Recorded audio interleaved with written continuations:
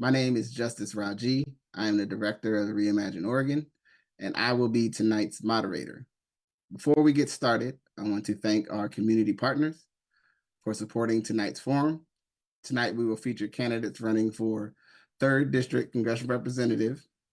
We are joined by Ricardo Barajas, Nolan Bilenga, Representative Maxine Dexter, Eddie Morales, who's also currently, and Rachel Rand. Please note that all candidates running for this race were invited by either they had a scheduling conflict, declined to participate, or didn't respond to our outreach efforts. All candidates are here to highlight their campaign proposals and answer any questions related to our community. For tonight's event, we will do the opening statements, questions, and closing statements. We start in alphabetical order and rotate throughout the sections. Although we hope the forum will be an exciting and informative event, we also want it to be an orderly and respectful one. All defamatory, abusive, profane, threatening, offensive, or hate speech are strictly prohibited. Candidates that engage in this behavior will be removed from the forum. Here are a few ground rules for our candidates and also for you, our viewers, to know what's ahead. Number one, for our candidates, please remain muted if you are not answering a question. This is important for audio and also for the focus of the video, so we can keep you in the frame. Please do not forget this. Each candidate will have 2 minutes for their opening statement. We will ask you to deliver. I will, your moderator, ask you and say your name before your time, so you'll know when you're ready. When questions are asked, each candidate will have 3 minutes to respond with no rebuttals.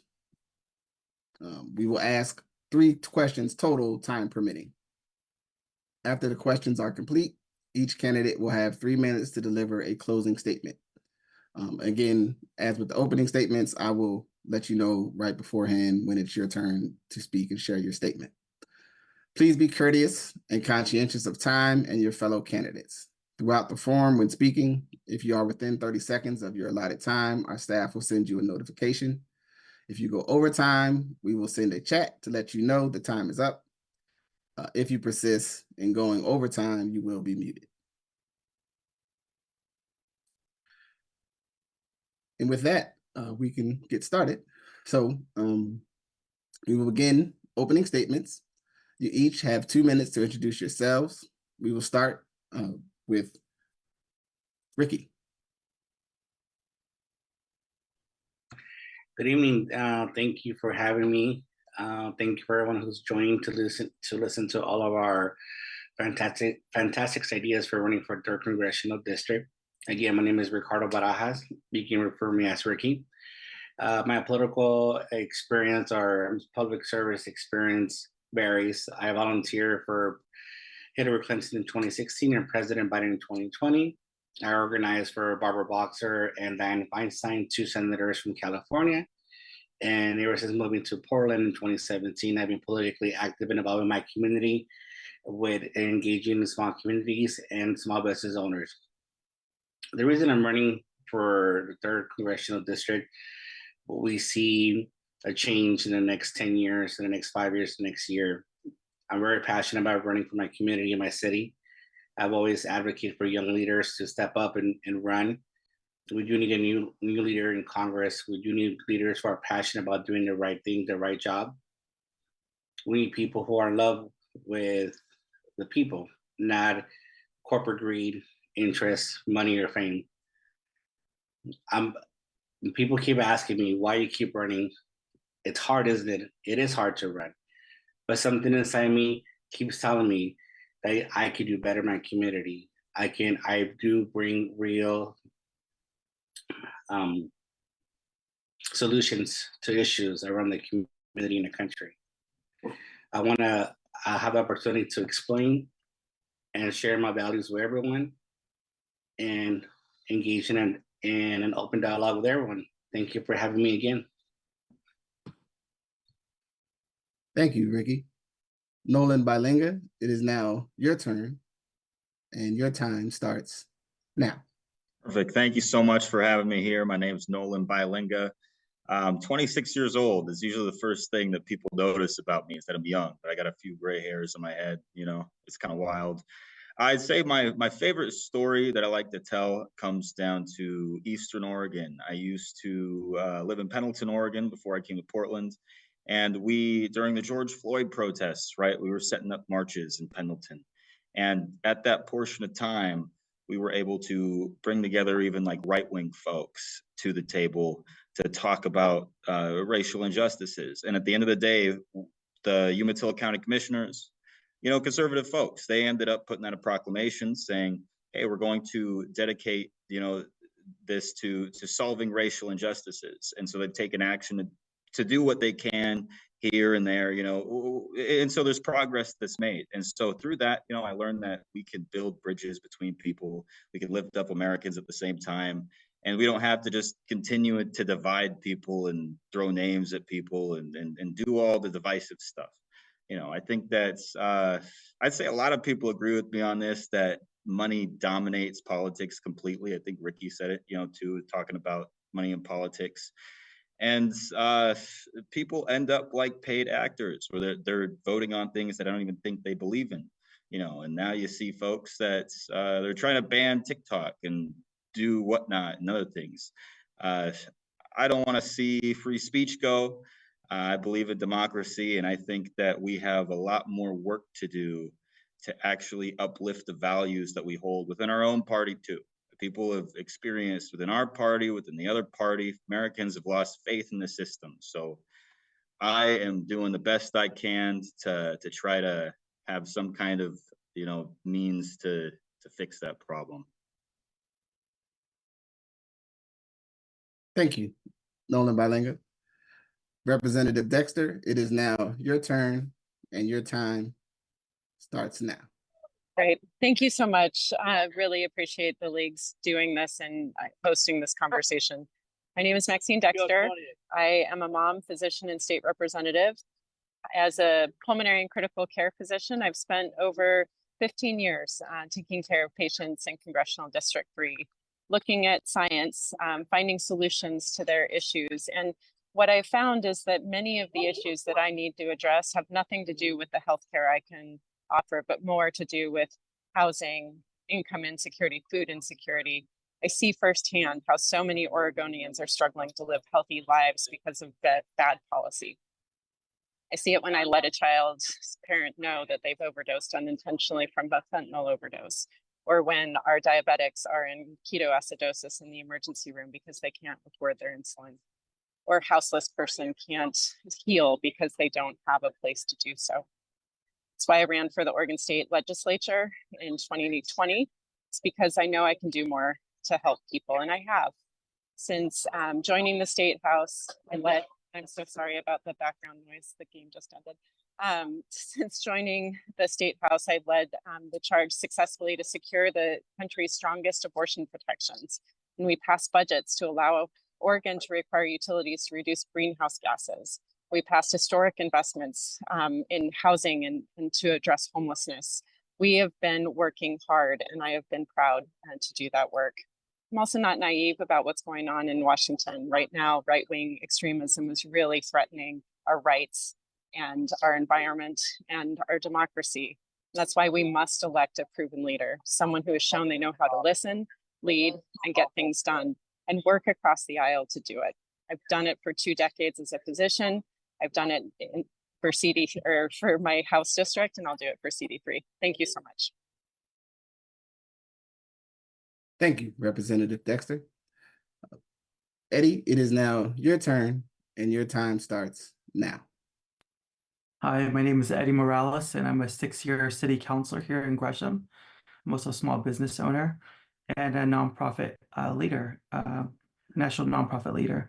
I also am the secretary of the board of Planned Parenthood for the Columbia-Willamette Valley. But really, my story starts with my mother, who came to this country in the trunk of a car, and my 8 siblings who came to this country in the backseat of strangers' cars. And my mother made that sacrifice because she wanted a better life for us. When I was 6 years old, we left Los Angeles and came here to Oregon. My mother was fleeing domestic violence. In Oregon, I was the first in my family to graduate high school. I was also able to go to college. I went through the entire public education system here from elementary school through college. The K through 12 was within the district. In Oregon, I also lost two brothers to gun violence, and I lost a sister to opioid addiction. These are the reasons why I wake up every day wanting to make concrete improvements in people's lives. And this is why I dedicated the last 25 years of my life to organizing in Oregon, across the country, and in Washington, D.C. On the Gresham City Council, I've been able to address things like multi-generational affordable housing. I've also helped to lower gun violence and crime by 30%, and help bring good paying jobs with benefits, and jobs that people can retire with dignity. I want to continue that work throughout the district, throughout the state of Oregon, and throughout the country. And that's why I'm running for Congress. Thank you, Eddie. Ms. Rand, it is now your turn, and your time starts now. Thank you. My name is Rachel Lydia Rand. I am a transgender jazz musician, multi-instrumentalist, and software engineer. I grew up in Portland. Before joining the Navy and playing music in the Navy for 7 years, I rode my bike 30 miles a day for 2 years, going from Selwood to Beaverton. I got involved in the climate change thing from biking around and seeing in a sea of cars, and it's very disorienting seeing a sea of cars like that when you're being so propelled by your own power, all these carbon emissions and all that. And that was a long time ago, and I've gone on to commute for most of my life by bicycle. In the Navy, I played music for Hillary Clinton, Bill Clinton. I played on aircraft carriers. I played improvised jazz for admirals regularly, played at the NATO building, traveled to Africa and South America. I got out of the Navy and lived in cars for 3 years, and then ultimately on the streets for a year. My brand of jazz music was not selling, and while on the streets, I taught myself software engineering through the discipline of collision detection and the math of 3D environments. So I'm a climate change activist with a basis in math and engineering now, and I've gone on to have a 20-year career in software.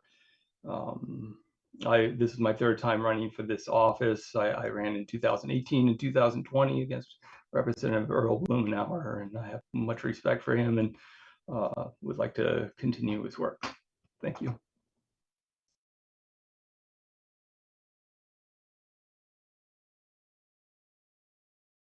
Thank you, Ms. Rand.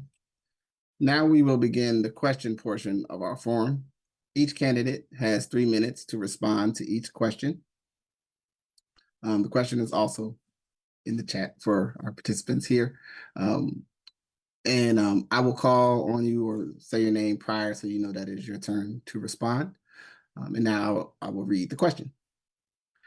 As inflation rates continue to rise, many families in our district are feeling the financial strain.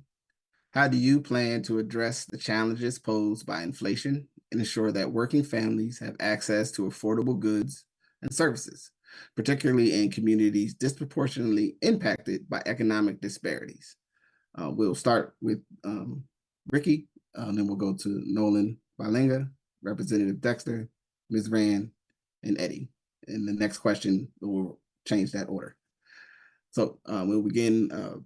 Ricky, your time starts now. Thank you for the question. I think inflation is obviously an important issue for just not our community and district, but across the country. As we've seen the inflation tick down, but tick back up, we do need leaders in there to support President Biden in doing what they can to reduce inflation and minimize the burden that we're feeling. I think also as we're out of the COVID era in some sense, where businesses were struggling because of shortages or other reasons. Now we do have the economy is back and running, so we shouldn't have any large businesses, food market, food chains upping up the prices, because that's just not right. We have to make sure that we provide resources for the low class and middle class, and also make sure that we cap certain things on the market, especially at the gas pump. Gas prices have, of course, trickle down, but they're trickling back up. President Biden did attempt to cap gas prices last year, but of course it wasn't passed because a lot of Republicans oppose it. So we have to make sure that as far as my ideas or my solutions would be definitely addressing the concern with tax credits, making sure we lower the cost, invest in the middle class. The Inflation Reduction Act did great wonders. I think we were to pass another bill close to that to make sure that people are affording goods, food, the basic necessity. The middle class can survive. You know, this is not going to just stop there. The housing crisis is out of control. We have to make sure in the next 2-3 years that government does the job that we require them to do, which is build homes, be proactive, not be reactive. I think we need to stop and let Vanguard and our other private businesses or companies have a huge land, build homes, but up the prices. That's just not fair for the communities that we live in. So we have to make sure the next person that goes into Congress and represents CD3 knows the struggles from the people, knows the solution, and see what we can do to have that trickle-down effect from Washington down to Portland. Thank you for the question. Thank you, Ricky. Nolan Bilenga, it is now your turn, and your time starts now. Thank you. You know, I think most people, if you're just a normal person, you've heard probably 1,000 times, the rich get richer, the poor get poorer. I think that inflation is certainly part of that. If you've seen, if we just take the last 24 years, in 2000, I don't know if most people know this, but in 2000, the most wealthy person in the world was Bill Gates. He had about $60 billion total. And today, you know, there's 21 people that have at least $70 billion. And that's been with both Democrat and Republican administrations and Congresses and Senates and whatnot. So I think that the issue is that we kind of have a mixture of both sides allowing stuff like this happening. The issue is we need to make it so things are affordable. I know they tried with the Inflation Reduction Act, whatnot, but prices are still rising, and I think everybody sees it. We talk about taxing the rich as a talking point. And I think that's true. That should be the goal, to tax the rich to try to even out some of the playing field with inequality. But the issue is most people don't even know how the rich avoid taxes in the first place. And so I don't even know if our politicians know how the rich avoid taxes in the first place. The rich go and they borrow off of shares, which ends up as non-taxable, in a sense, what they can use to spend to buy things. They don't make income the same way that most people do. So you got to go more into the actual things that we're talking about, you know, the tax codes, and change them, because they're getting away with it, and the people that are in office are letting them get away with it. I think that's really the main problem. You know, it seems to me that every policy that both sides implement is really allowing business to get bigger. And so during the pandemic, we had an issue where you know, there was rightfully so that we were trying to help people, but at the same time, what did we do? We closed down a lot of small businesses and allowed a lot of big businesses where the rich own these giant corporations to stay open. And so those businesses like Walmart and Amazon just profited off of that particular thing, and these CEOs just got rich over it, and we allowed it to happen. So I think that inflation comes around a whole bunch of issues encompassing together. You can't really just end inflation or make the money go backwards. People know that money can't become, you know, worth more again, generally in economics. You know, I'd say lastly that when you talk about my generation, I'm 26 years old, and housing has gone up exponentially. I will never be able to afford a house if I just go by the basic means of trying to do things. And nobody my age will ever be able to afford a house. We're going to be renting for the rest of our lives. So like the issues to me just seem like it's we just have people that are enabling it to happen. So that's the end of my deal. Thank you, Nolan Bilenga. Representative Dexter, it is now your turn, and your time starts now. Thank you so much. This is one of the pinnacle issues that I really want to address as a congressperson. As somebody who grew up in a working class family, only is here by the empowerment that a union job gave me at 16, allowing me to move out of a really traumatizing family environment. I wouldn't be here if it weren't for opportunity that is no longer accessible to people. I had a good public education, affordable higher education, and a union job that allowed me to pay in a city environment my way with affordable housing. And to Nolan's point, it is not any longer possible for people who don't have savings to buy homes, not because they aren't willing to do everything they can to sacrifice it, but because they can't get access to capital and they can't find anything affordable, and that has to change. Food and shelter should be something that every person can expect to have securely available in the community of their choice. And as housing and homelessness chair, that's been what my whole job has been focused on for the last 2 years. We can do this, and we must as a federal government. Government's role is to do the things that people in local jurisdictions cannot do for themselves. And this is absolutely one of those. I hear it every day from my patients, from our community, from my constituents. People are worried about their kids getting sick, them getting sick and bankrupting their family when they're living paycheck to paycheck.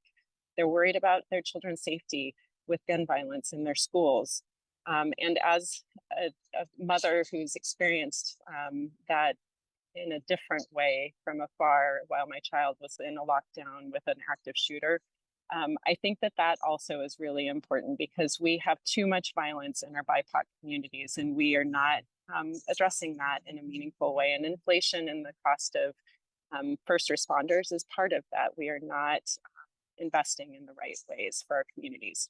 So the ways that I would address it: we need to increase opportunity for organizing with unions. We need to make housing and food security a guaranteed right as Americans, as all people who live within our borders. We need revenue reform. We do need to tax the rich and spread that differently. We need access to capital, especially for women-owned and BIPOC-owned small businesses, and allow people to get housing.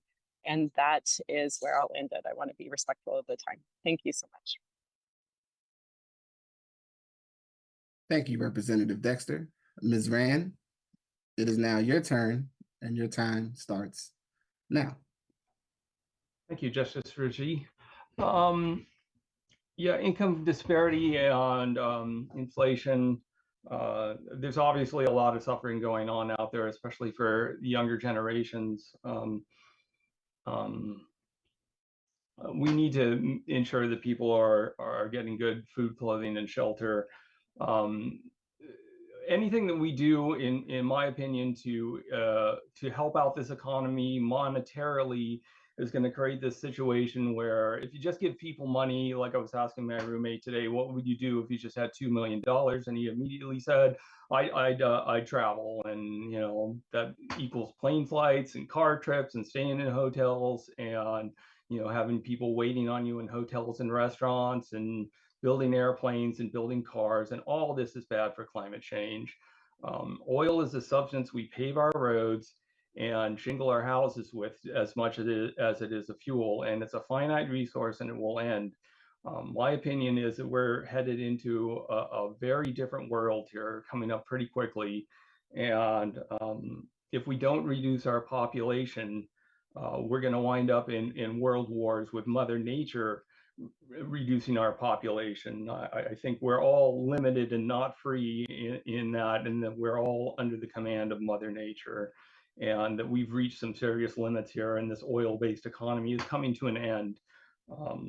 I believe if I get elected to Congress, I'm going to introduce a bill to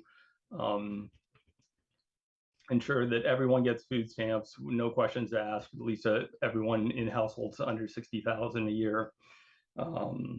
I think that a decreasing population will have less need for housing, and we can just stop building new housing and figure out a better way to distribute housing. So that's what I'm running on.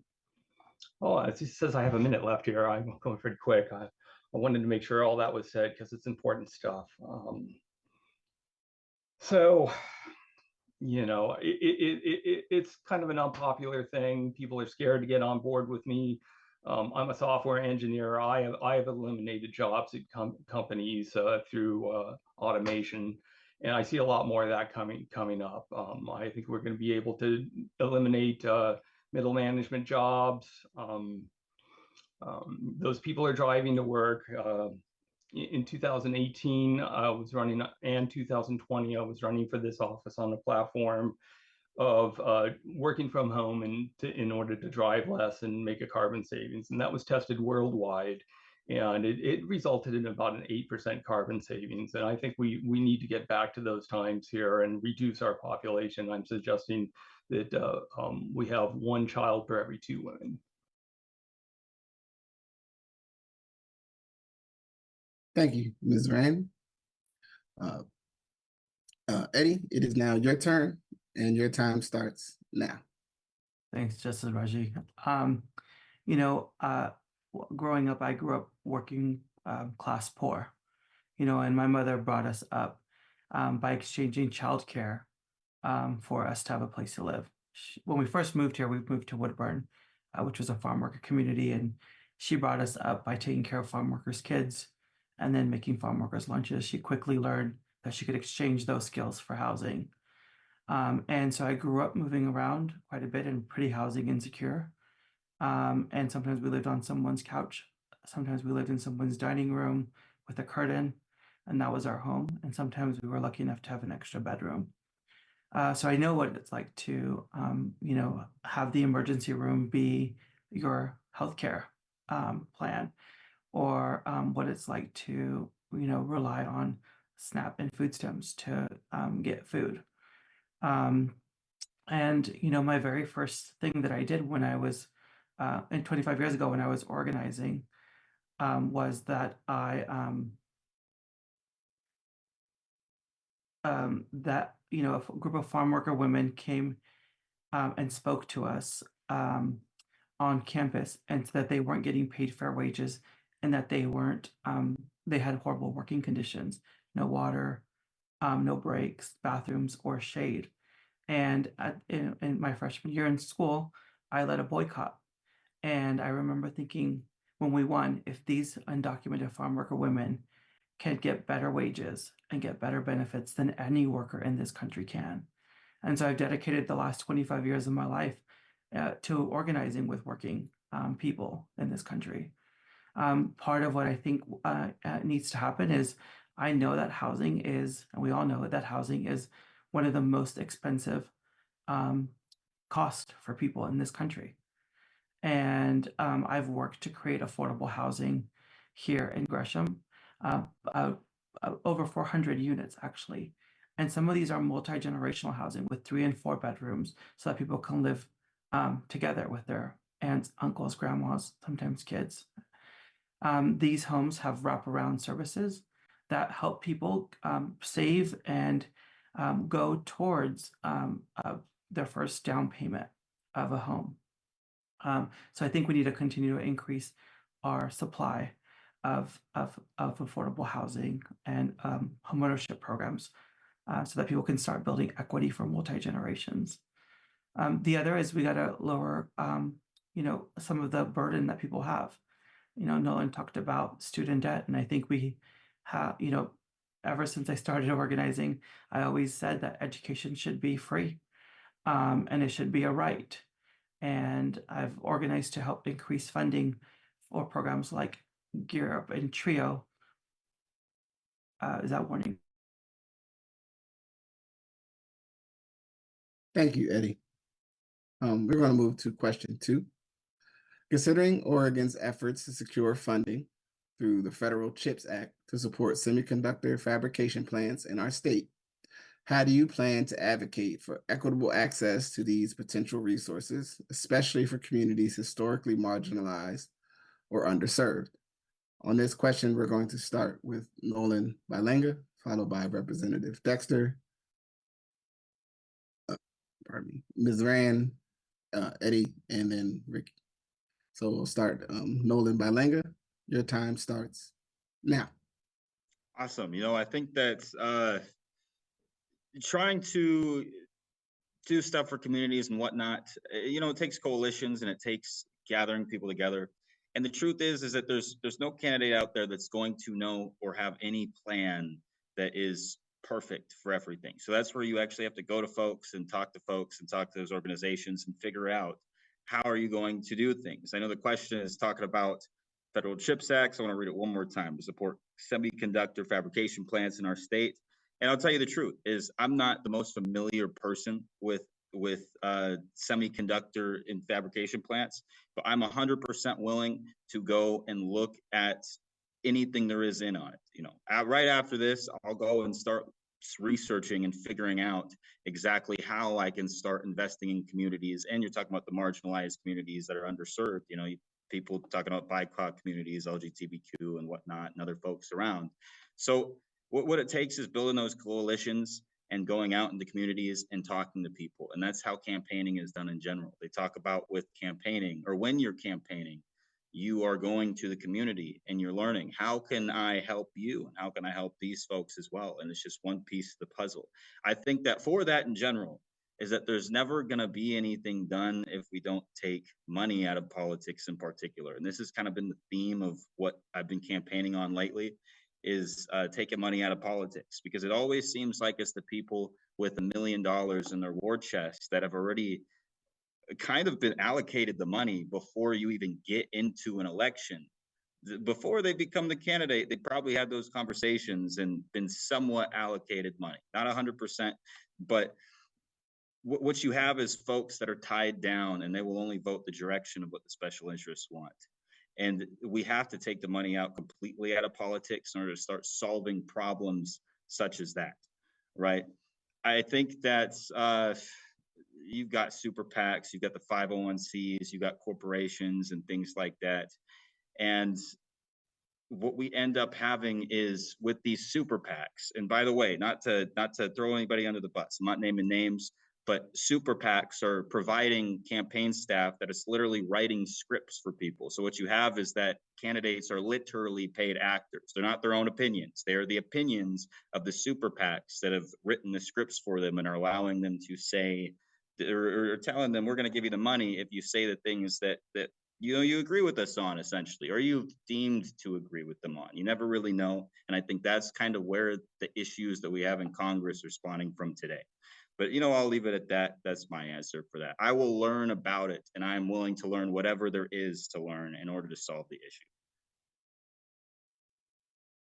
Thank you, Nolan Bilenga. Representative Dexter, it is now your turn, and your time starts now. Thank you so much, Justice and the League, for this question. Really grateful to have gotten to work in partnership with Representative Bynum, hopefully soon Congresswoman Bynum, on the CHIPS Act and how we implemented it here in Oregon. Some of the major ways that we make sure that it creates opportunity for community members, especially those most marginalized and BIPOC community members who haven't traditionally had first right to these opportunities, is making sure, one, that there's free childcare on site. Without question, that has to happen, and it's built into this process right now, thanks to the Biden administration's leadership. Two, apprenticeships must be accessible and prioritized for women and BIPOC community members. We have to have partnerships with local school districts, with the community colleges, to make sure that there's scholarship support to allow a pipeline of ongoing job creation. We're seeing this in our state already, but we have to double down on that. Middle school, a lot of people get interested in different parts of science and math and different things. And a lot of kids are also turned off and they don't see themselves in those roles. We have to change that narrative earlier on in elementary school, and really challenging kids to see themselves in the roles that can be created with these opportunities. prioritizing, again, scholarships and those opportunities for the community and the most marginalized in the community. And then we have to create leadership opportunities like business leadership and apprenticeships across the country so that we can mix and learn from each other and bring those good ideas back to the community. Finally, we've got to elect people into office who have these insights, and the marginalized community members who don't get to lead, they need to be in leadership and show us how to do this best. And really appreciate the conversation, because this is how we build economic security for our state. Thank you, Representative Dexter. Ms. Rand, it is now your turn, and your time starts now. Thank you. Semiconductors are very important. It's allowing us to communicate this evening without driving to each other.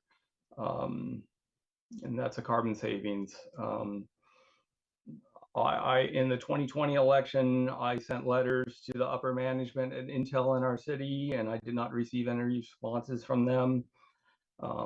In January of this year, I had several emails with the Army Corps of Engineers to try to talk with them about the Bonneville Dam and the status of our structures on the river, and they ended up giving me the cold shoulder.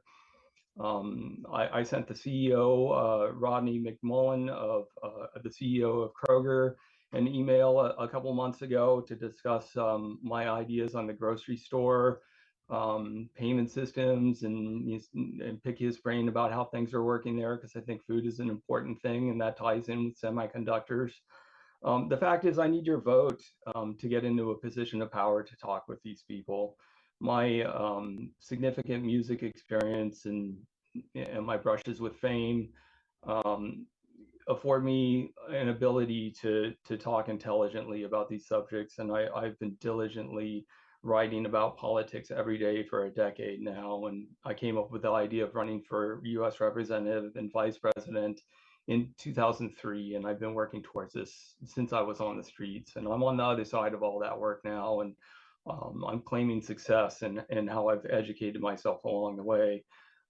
Again, these people, I don't know, for whatever reason, aren't interested in talking with me, but I think my ideas are spot on how to drive this emerging new economy. Perhaps I've said as much as I need to here. Thank you. Thank you, Ms. Rand.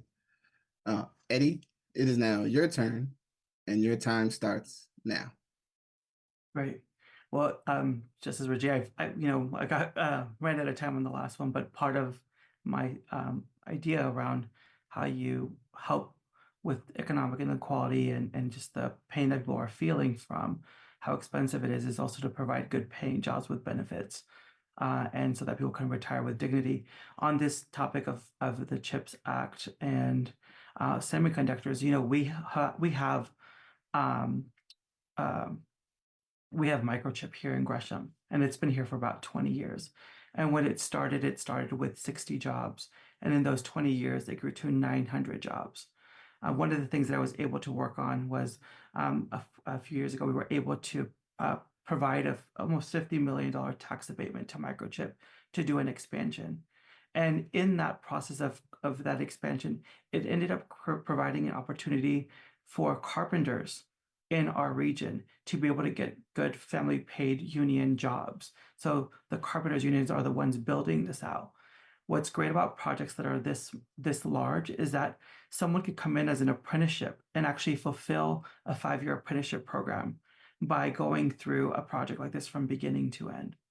By making that initial investment, we recently were the second place in the entire country to receive a grant from the federal government of $72 million to expand this field. We're going to be creating 300 more family wage jobs with benefits in our community here. As you know, where I live in the eastern part of this district, in East Portland and Gresham, we're one of the most densely and diverse parts of our state. And we are ensuring that these jobs stay in our community. And we're working with our community college to make sure that we're pulling people into these jobs. What's great about the microchip jobs in particular is that they're developing the types of chips that keep our toasters running, planes, motorcycles, and don't necessarily require someone to have gone to a four-year university to do these works. They're good paying jobs with manufacturing. I want to continue to take this program and expand it so that we have better paying jobs in our community, and we're building talent here locally. Thank you, Eddie. Ricky, it is now your turn, and your time starts now. Thank you for the question. I want to say I agree with a lot of what Representative Dexter mentioned.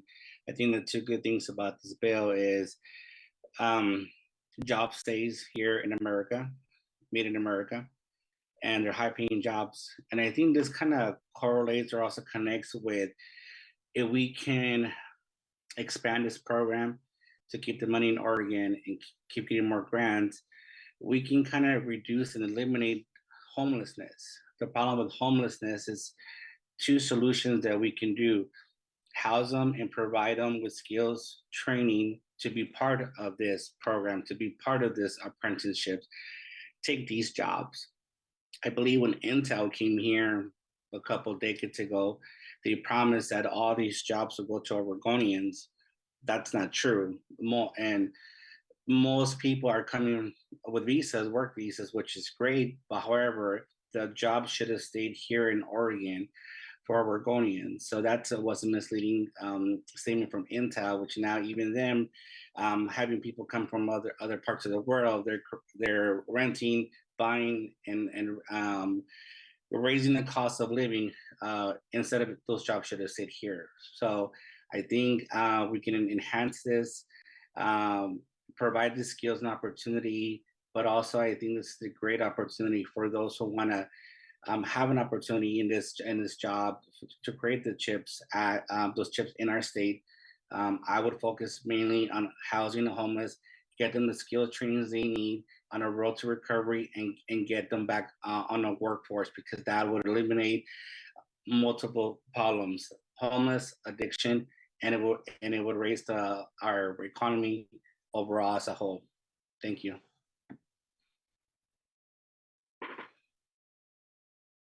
Thank you, Ricky.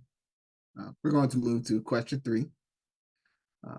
The city of Portland finalized a 15-year settlement with the state to clean up the Columbia Slough, the 31-mile stretch of waterways between Fairview Lake and the Willamette River. The Columbia, I think it might be slow, was a local dumping ground for surrounding industrial and agricultural sites until the 1970s. How will you ensure the Department of Environmental Quality will hold industrial and agricultural companies accountable to the environmental protection policies to ensure safe waterways and green spaces? On this question, we'll start with Representative Dexter, Ms. Rand, Eddie, Ricky, and then Nolan Bilinga. With that, I'll say Representative Dexter, your time starts now. Great. Thank you so much. Again, a really important issue, and especially because it impacts the folks who are most exposed to this area, who also unfortunately tends to be our most economically disadvantaged members of our communities. It's contaminating our groundwater. There's huge impacts from this. I've been working with the EPA, really trying to address Portland Harbor, and this is a very related issue. This is industry's responsibility to clean up. We have federal guidelines for how to do that. We need to bring the infrastructure home to get the cleanup done and to help enforce the companies who have created this environmental risk to the health and safety of our communities. They need to help pay for the cleanup. It should not always be incumbent upon government to take leadership here. What we need to do is start taking leadership at the community level to help enforce the laws that are absolutely having been violated in the past. We have PFAS chemicals, those forever chemicals that have been released. I don't know exactly the makeup of the chemicals here. Some of them are incredibly hard to clear. And we also know that there's disproportionate health impacts, especially with cancer bloodborne cancers, that we need to also make sure that the health impacts are addressed, not just the immediate cleanup, but the downstream health impacts, the costs to the quality of life, as well as the length of life for people who are exposed to these areas. And that takes a longer term investment. Thank you, Representative Dexter. Ms. Rand, it is now your turn, and your time starts now. Thank you. I'm not up to the details with every last detail about the waterway here in Portland. In the 2018 election, the Willamette Week interview that I did with Representative Earl Blumenauer, I had a very short time to speak, and I mentioned the nitrogen runoff and what a problem that is. The fact is, industrialization creates a lot of waste, and every time we buy a car and drive in a car, we are contributing to that waste, and that is the demand that is driving all of this. We didn't like wearing those masks in the pandemic. I know I didn't like wearing them, but the fact is, in China and those Asian countries known as the world's factory, they are wearing masks to filter out pollution. And it makes me kind of sad to hear us talking about the politics of the pollution around here when it's so bad over there they can barely breathe, and they're making all these products for us. Is the solution to start making the products over here? No, I don't think so. The world factory makes sense to have that availability of parts all in one place. It's a logistical thing that makes it more efficient than spreading these factories around all over the world. It's a complicated engineering problem, and I think a lot about how all these systems work together.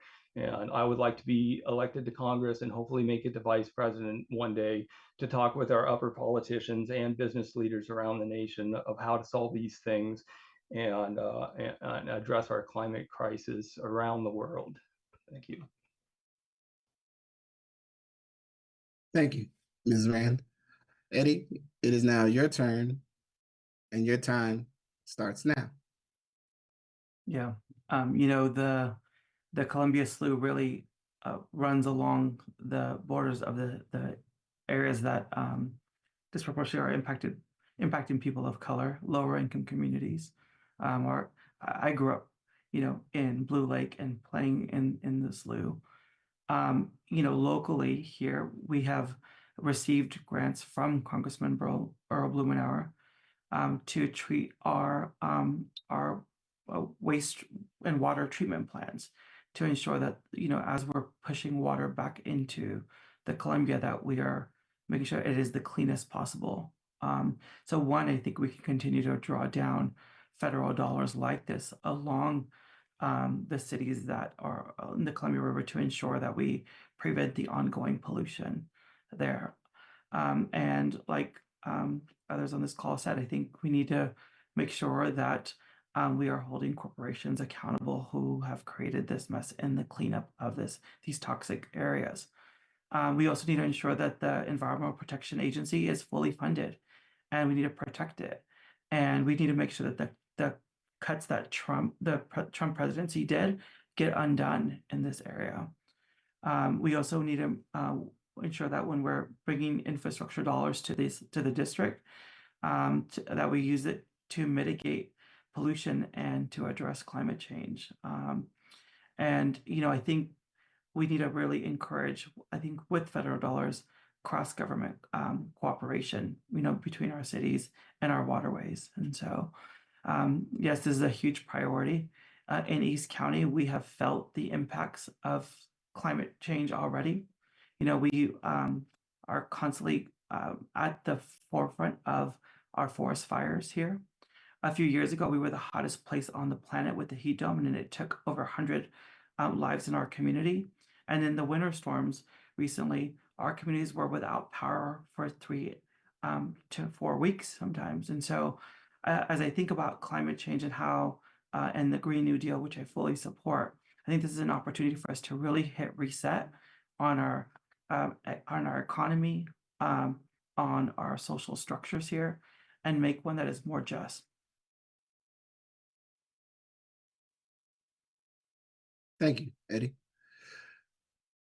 Ricky, it is now your turn, and your time starts now.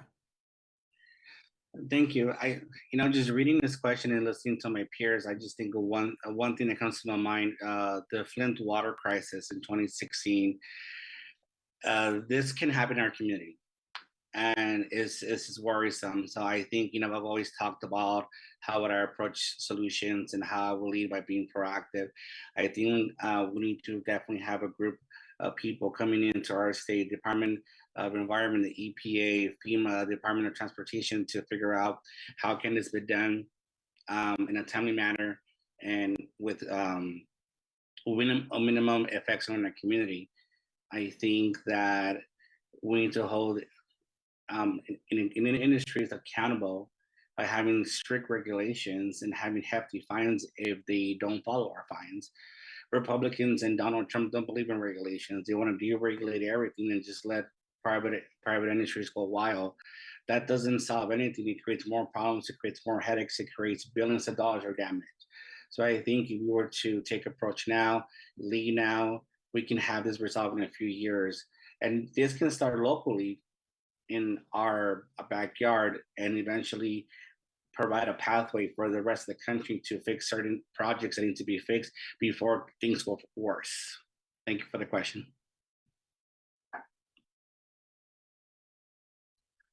Thank you, Ricky.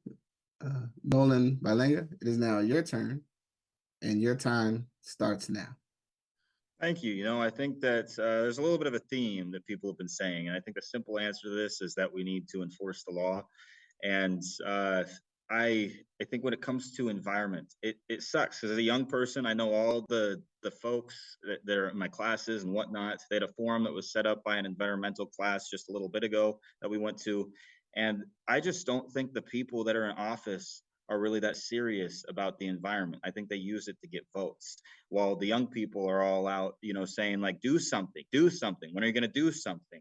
And we've done nothing. For the Green New Deal folks, the people that support the Green New Deal, if you remember the last time that it was in Senate, what was it? All the Senate Democrats just voted present. They said we're not going to do it, but it was all a campaign tactic to get into office, right? So I just think, when are we actually going to start making policy that is going to help the environment? And when are we going to enforce the law? The funny thing to me, when it comes to money in politics and the parties, staying in power and whatnot, is we've pushed out a candidate, and I know people will hate me saying this, but there's a candidate right now for president. His name is RFK Jr., right? This man spent his entire life litigating, doing exactly what we're talking about, to protect environmental areas and for the tribes and whatnot all over the place. And we just call him a conspiracy theorist and throw him to the side. I think that's wild to me that we do that. He did that as his job. In 2015, before Trump was elected, he was on the front page of like the issue or something saying, RFK Jr., our last chance for the environment. And yet now the Democratic Party is just throwing slander that direction, right? And I'm not saying, you're making an endorsement or saying go vote for him or what. But I think that proves the point 100% that the people that are in office don't care at all about the environment. It's a talking point completely. And I don't think anything will ever get done about it, ever. I hate to say it, until the money is taken out of politics and we stop using these things as just talking points for these people with, the super PACs and 501Cs to play the strings behind the scenes and give them scripts so that they can maintain power. That's my issue. We think, you would think for another issue is mental health. You would think that Oregon is a good state for mental health, where we're actually one of like the worst three in the nation for mental health, as progressive as we are, right? We're behind Missouri, Texas, Alabama, Mississippi, all the right-wing states. And we, for the past decade, have just consistently been one of the worst states in the union, if not the worst state, for how blue we are. So let's start actually taking the money out of politics, getting people in here who care about these issues, and then start passing the policy to enforce the law.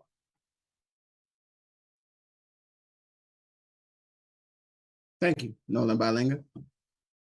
We have completed our question portion of the forum. We will begin with closing statements. Each of you have 3 minutes. We will start with Ms. Rand, followed by Eddie, Representative Dexter, Nolan Bilinga, and Ricky will close us out on closing statements. So with that, Ms. Rand, if you're ready, your time can start now. Thank you, Justice Raji. I'm obviously about climate change here and fighting climate change. We all contribute to this problem, and ideally we would fix things on the demand side. We would stop driving to restaurants, and we would stop driving to work, and we would buy less cars. This idea of a lithium-based economy where we have two long-range electric cars in our driveways and fast charging stations throughout the nation is a convenient idea that would allow us to continue taking vacations to the mountain and the beaches and other states and have a dinner with our relatives in states away. This all contributes to our climate problems and will ultimately it's just this compounding matter. I'm in this to be highly visible in Congress and hopefully as vice president to drive a change on the demand side here, to say that the problem with the demand side thing is that we can't give up our cars because we have to have a job, so that we can afford to pay our mortgages. And there's people getting rich off of these things, owning these multiple properties. It's a complicated political problem, and I don't think it's just money in politics that's keeping us away from this. We definitely need a change up here in DC and in our political systems, and I hope to be a driving change in this. My website, trombone.com/politics, has extensive information on how I plan to address all these issues in a holistic manner. You can just Google Rachel Lydia and you'll find me quick enough. I do political writing every day and will continue to do that for the rest of my life, probably. If I don't get elected this time around, I'm going to switch back over to a presidential campaign on the next day, on May 22nd. And I'm going to sell my house and go on tour for the next 4 years. So since I have a minute left here, I'll use a little bit more here. I mean, my original idea being on the streets was to have Oprah as president and me as vice president. I thought that would be a great team. I appreciate how public her battles with weight loss have been. I drank soda pop and gained 70 pounds from that and became pre-diabetic. And I had to do the tough work of losing weight and to learn how to address that. So, it's not just these politics of laws and stuff, but there's personal stuff in this. Thank you, Ms. Rand. Eddie, it is now your turn, and your time starts now. First, I just want to say thank you, Justice Raji, and to the Urban League for putting this on, and to all of us who participated here today. Today you heard a lot about my personal story, my motivations, and my experience. You also heard about some of the things that I've gotten done, whether it was creating multi-generational affordable housing, helping to lower gun violence and crime in my community, as well as work that I've done across the country, which I didn't get into, but in Florida, I got to work with Desmond Reed to help restore voting rights for 1.5 million returning citizens.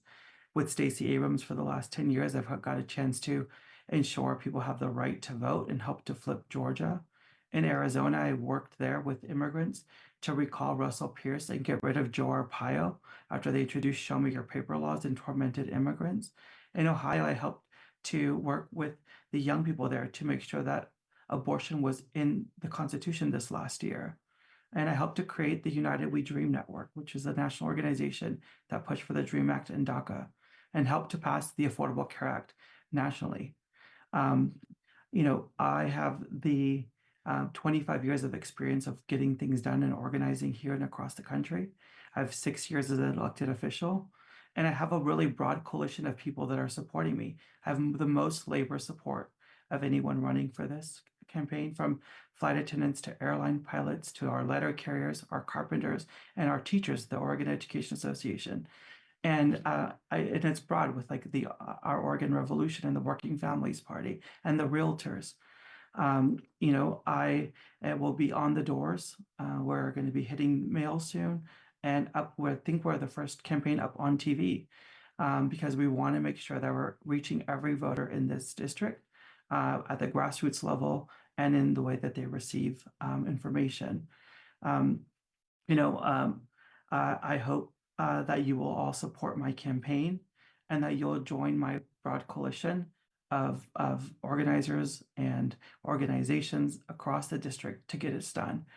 I will guarantee you that no one is going to act with more urgency, and no one has a lived experience, and no one's going to fight harder than I will to continue to deliver for this community in Washington, D.C. And so thank you. And my website is www.eddymorales.com.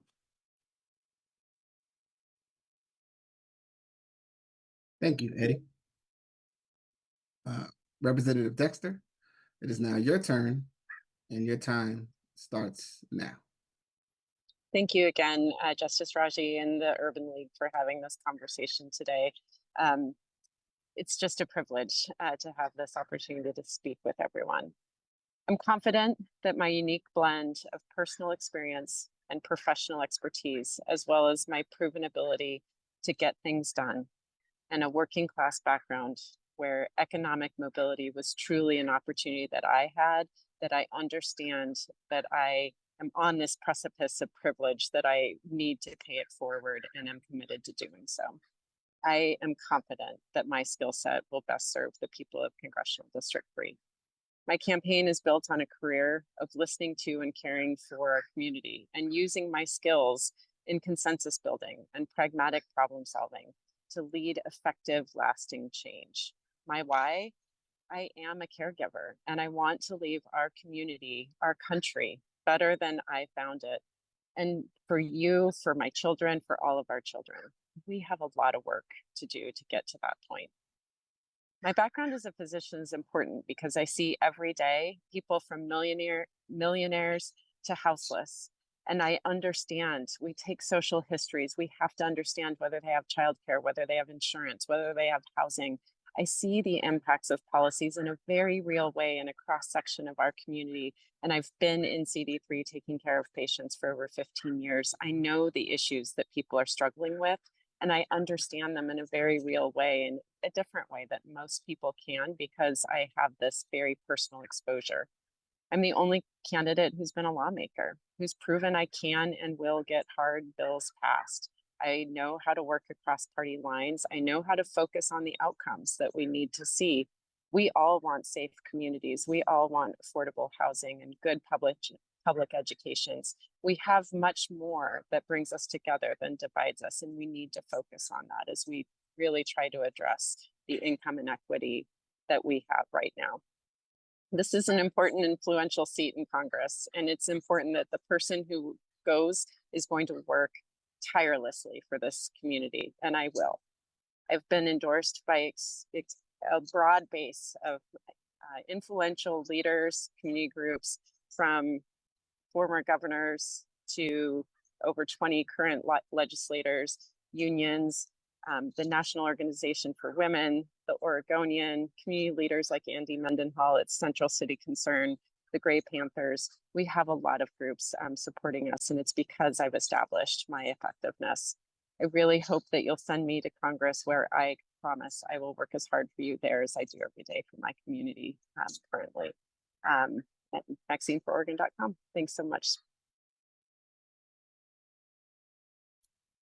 Thank you, Representative Dexter.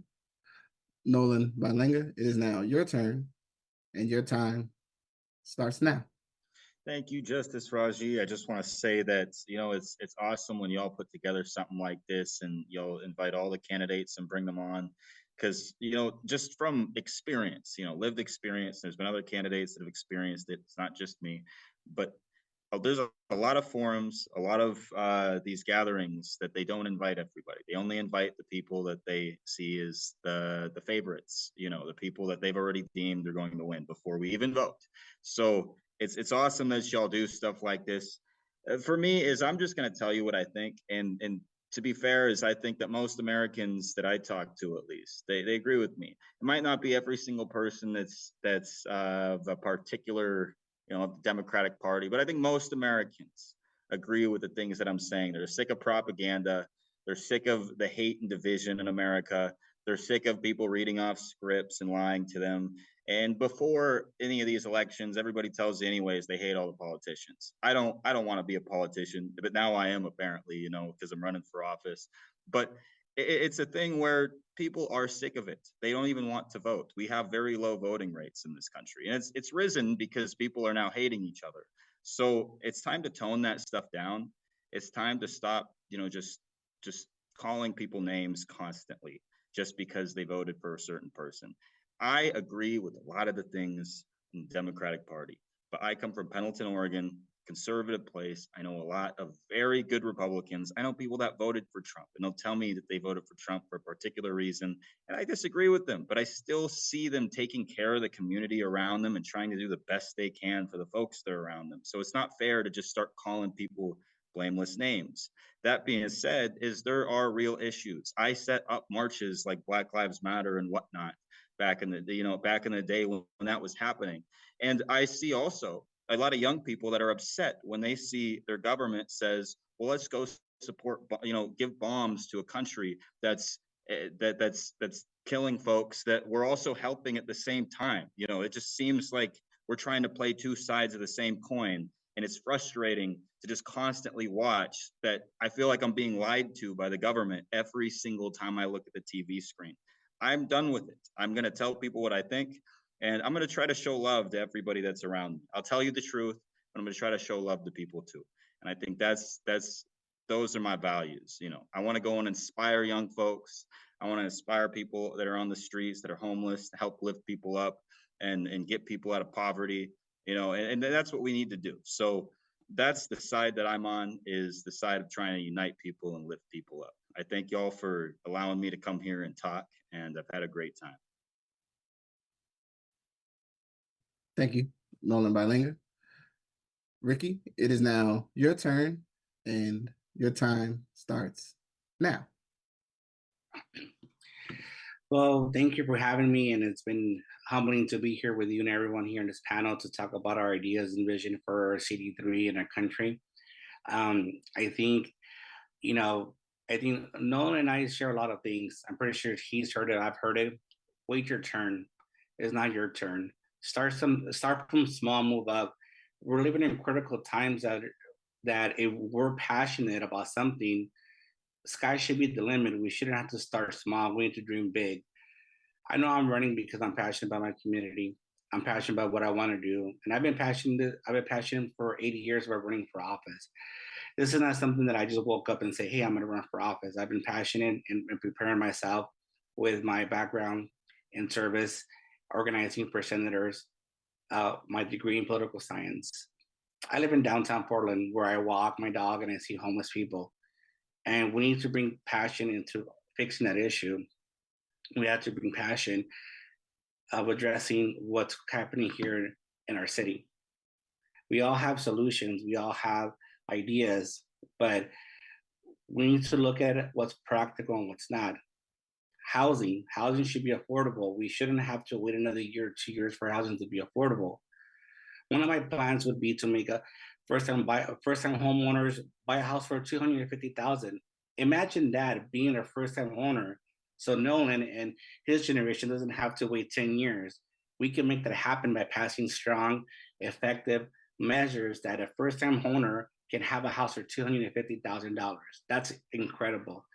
Housing, homeless, again, like I mentioned, we have to tackle it with passion and address the root cause of it, and bring people out of the streets, help them with the mental health, and get them back in the workforce.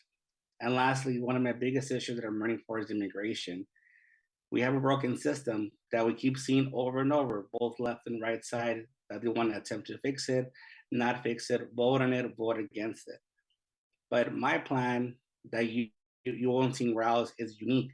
Imagine if we contribute to our Latin partners to encourage people to stay, to empower those nations, and say, hey, you don't have to leave your country because your country is now safe. That will limit immigration. That will empower our neighboring countries. We spend so much money and time in the Middle East. Let's focus now on our counterpartners in southern border states and countries. I'm sorry. Thank you for your time. I encourage all of you to go to my website, barajas, the number 4, congress.com. Thank you and have a good evening. Thank you, Ricky. As tonight's candidate forum comes to an end, I want to give special thanks to our partners at LNS Captioning and Open Signal who are airing this forum. We thank the candidates for participating tonight and our community partners. I also want to highlight the importance of voting. The deadline to register to vote for the primary election is April 30th, and the primary election day is May 21st. Democracy only works when people vote. So get registered if you aren't, and vote. To our audience, please remember that the Urban League is a nonprofit organization that relies upon donations and membership to be able to serve the community. Join our movement for justice and equity in Oregon by visiting our website at ulpdx.org. If you're able, I invite you to donate. Your support is an investment in our Black community and our robust wraparound programming that empowers communities and changes lives. Tonight's event was part of the Urban League series of virtual candidate forums for the primary election. Please visit ulpdx.org/2024 Primary Candidates Forum to learn more about our series of events. If you need assistance voting or registering during the election season, staff at the Urban League are ready to talk with you. Reach out via the website, social media, or call 503-280-2600 for assistance. And I'll repeat that, 503-280-2600 for assistance. On behalf of the Urban League, President Nikenge Harmon Johnson, the Board of Directors, and all of our members, I thank you, our audience, for joining us tonight. I am Justice Raji, the Director of the Reimagine Oregon. Good night.